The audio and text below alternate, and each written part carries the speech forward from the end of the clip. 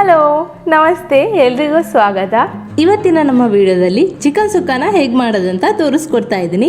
ಒಂದ್ಸಲ ಈ ರೆಸಿಪಿನ ಟ್ರೈ ಮಾಡಿ ನೋಡಿ, ಮನೆಯಲ್ಲಿ ಎಲ್ಲರೂ ಕೂಡ ಇಷ್ಟಪಡ್ತಾರೆ. ಹಾಗಾದ್ರೆ ತಡ ಮಾಡೋದು ಬೇಡ, ಇವಾಗಲೇ ರೆಸಿಪಿನ ಸ್ಟಾರ್ಟ್ ಮಾಡೋಣ. ಮಸಾಲೆ ಮಾಡೋದಕ್ಕೆ ಮೊದಲಿಗೆ ನಾವು ಒಂದು ಅರ್ಧ ಈರುಳ್ಳಿನ ಹಾಕೊಳ್ತಾ ಇದ್ದಾನೆ. ಹಾಗೇನೆ ಒಂದು 5-6 ಜಜ್ಜಿರೋ ಅಂತ ಬೆಳ್ಳುಳ್ಳಿ, ನಂತರ ಒಂದು ಎಸಳು ಕರಿಬೇವನ್ನ ಹಾಕೊಳ್ತಾ ಇದ್ದಾನೆ.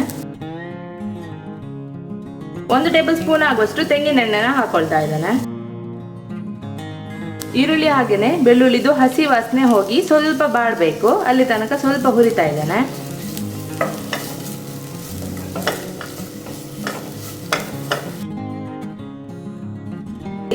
ನೋಡಿ, ಇವಾಗ ಈರುಳ್ಳಿ, ಕರಿಬೇವು ಹಾಗೇನೆ ಬೆಳ್ಳುಳ್ಳಿ ಎಲ್ಲಾನು ಕೂಡ ಚೆನ್ನಾಗಿ ಫ್ರೈ ಆಗಿದೆ.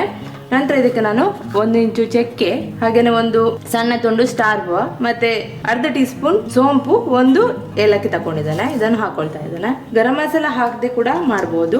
ನಂತರ ಒಂದು 2 ಟೀ ಸ್ಪೂನ್ ಕೊತ್ತಂಬರಿ ಹಾಕೊಂಡಿದ್ದಾನೆ, 1 ಟೀ ಸ್ಪೂನ್ ಜೀರಿಗೆ, ಮತ್ತೆ ಸ್ವಲ್ಪ ಮೆಂತೆ ಹಾಕೊಳ್ತಾ ಇದ್ದಾನೆ. ನಂತರ 1 ಟೇಬಲ್ ಸ್ಪೂನ್ ಕಾಳುಮೆಣಸು ಜಾಸ್ತಿ ಕೂಡ ಹಾಕೊಳ್ಬಹುದು, ಮತ್ತೆ ಒಂದು 10 ಬ್ಯಾಡಗಿ ಮೆಣಸು ಹಾಕೊಂಡಿದ್ದಾನೆ. ಇವಾಗ ಎಲ್ಲದನ್ನು ಒಂದ್ಸಲ ಫ್ರೈ ಮಾಡಬೇಕು ಚೆನ್ನಾಗಿ. ಒಟ್ಟಿಗೆ ಹಾಕಿ ಫ್ರೈ ಮಾಡಲಿಕ್ಕೆ ಕಷ್ಟ ಆಗ್ತದಾದ್ರೆ ಸಪ್ರೇಟ್ ಆಗಿ ಕೂಡ ನಾವು ಹುರಿಬಹುದು. ಇದ್ರ ಜೊತೆಗೇನೆ ಸ್ವಲ್ಪ ಸಾಸಿವೆ ಕೂಡ ಹಾಕೊಳ್ಬಹುದು. ಸಾಸಿವೆ ಹಾಕೊಳ್ಳೋದಾದ್ರೆ ಮೊದಲೇ ಹಾಕೊಂಡು ಹುರಿದ್ರೆ ಆಯ್ತು. ಜಾಸ್ತಿ ಫ್ರೈ ಮಾಡಬಾರ್ದು ಮಸಾಲ ಟೇಸ್ಟಿಯಾಗಿ ಬರೋದಿಲ್ಲ. ಮೀಡಿಯಂ ಫ್ಲೇಮಲ್ಲಿ ಇಟ್ಕೊಂಡು 1-2 ನಿಮಿಷ ಹುರಿದ್ರೆ ಸಾಕು. ಇವಾಗ ಒಳ್ಳೆ ಫ್ರೈ ಆಗಿ ಚೆನ್ನಾಗಿ ಪರಿಮಳ ಬರ್ತಾ ಇದೆ. ಇದನ್ನ ಸ್ಟವ್ ಆಫ್ ಮಾಡಿಕೊಂಡು ಸ್ವಲ್ಪ ತಣ್ಣಗಾದ ನಂತರ ನಾನು ಮಿಕ್ಸಿಗೆ ಹಾಕೊಳ್ತೇನೆ. ಇವಾಗ ನಾವು ಚಿಕನ್ ಅನ್ನ ಬೇಯಿಸ್ಕೊಳ್ಳೋಣ.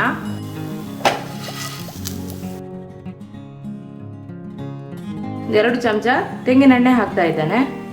ತುಪ್ಪ ಕೂಡ ಹಾಕೊಳ್ಬೋದು. ಎಣ್ಣೆ ಚೆನ್ನಾಗಿ ಬಿಸಿಯಾಗಿದೆ. ನಾನು ಈರುಳ್ಳಿ ಹಾಕೊಳ್ತಾ ಇದ್ದೇನೆ, ಕರಿಬೇವು, ಈರುಳ್ಳಿ ಸ್ವಲ್ಪ ಫ್ರೈ ಆಗಬೇಕು. ಇವಾಗ ಕ್ಲೀನ್ ಮಾಡಿಟ್ಟಿರುವಂತ ಚಿಕನ್ ಅನ್ನ ಹಾಕ್ತಾ ಇದ್ದೇನೆ. ಇದಕ್ಕೇನೆ ಸ್ವಲ್ಪ ಅರಿಶಿನ, ಒಂದ್ಸಲ ಮಿಕ್ಸ್ ಮಾಡ್ಕೊಳ್ಳೋಣ. ಈಗ ಮಿಕ್ಸ್ ಆಗಿದೆ, ಇದನ್ನ ಮುಚ್ಚಿ ಸ್ವಲ್ಪ ಬೇಯೋದಿಕ್ಕೆ ಬಿಡುವ. ಮಸಾಲೆ ಇವಾಗ ತಣ್ಣಗಾಗಿದೆ, ಅದನ್ನು ರುಬ್ಕೊಳ್ಳೋಣ.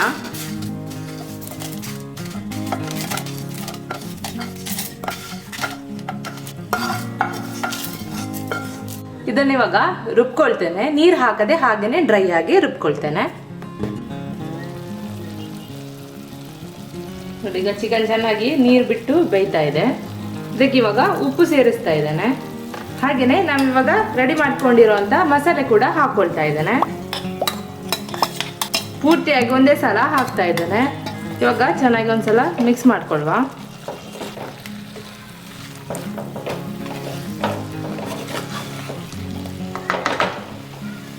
ಇದು ಮಸಾಲೆ ಹಾಕಿ ಡ್ರೈ ಆಯ್ತು, ಅದಕ್ಕೆ ಸ್ವಲ್ಪ ನೀರು ಮಿಕ್ಸಿ ತೊಳೆದಿರೋದು ಮಸಾಲದ್ದೇ ನೀರನ್ನ ಹಾಕೊಳ್ತಾ ಇದ್ದೇನೆ. ಇವಾಗ ಒಂದ್ಸಲ ಇದನ್ನ ಮಿಕ್ಸ್ ಮಾಡ್ಕೊಳ್ವ.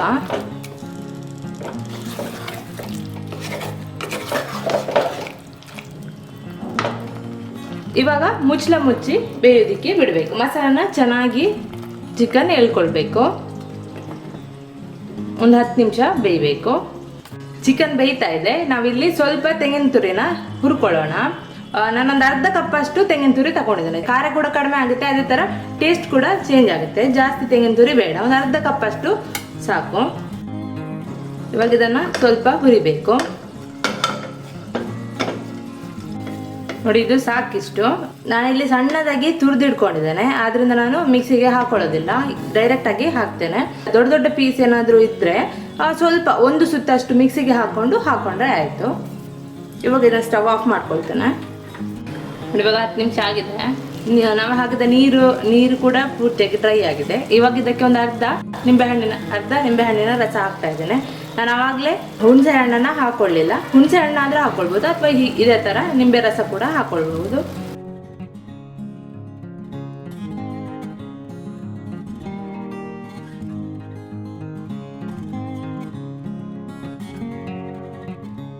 ನಂತರ ನಾವು ಫ್ರೈ ಮಾಡಿರ್ತಿರುವಂತ ತೆಂಗಿನ ತುರಿನ ಹಾಕೋಬೇಕು.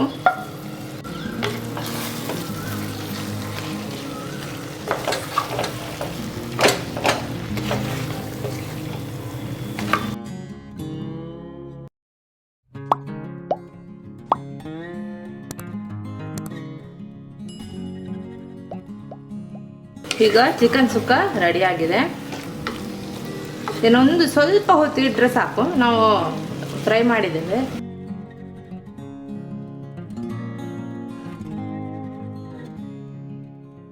ಮತ್ತು ಲಾಸ್ಟಿಗೆ ಸ್ವಲ್ಪ ಕೊತ್ತಂಬರಿ ಸೊಪ್ಪನ್ನು ಹಾಕೊಳ್ತಾ ಇದ್ದೇನೆ.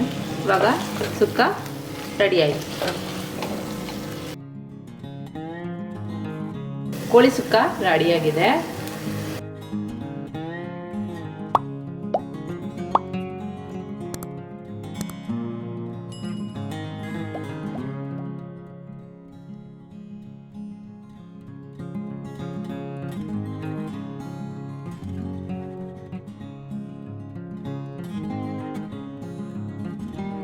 ಸೂಪರ್ ಆಗಿರುವಂಥ ಚಿಕನ್ ಸುಕ್ಕ ರೆಡಿ ಆಗಿದೆ.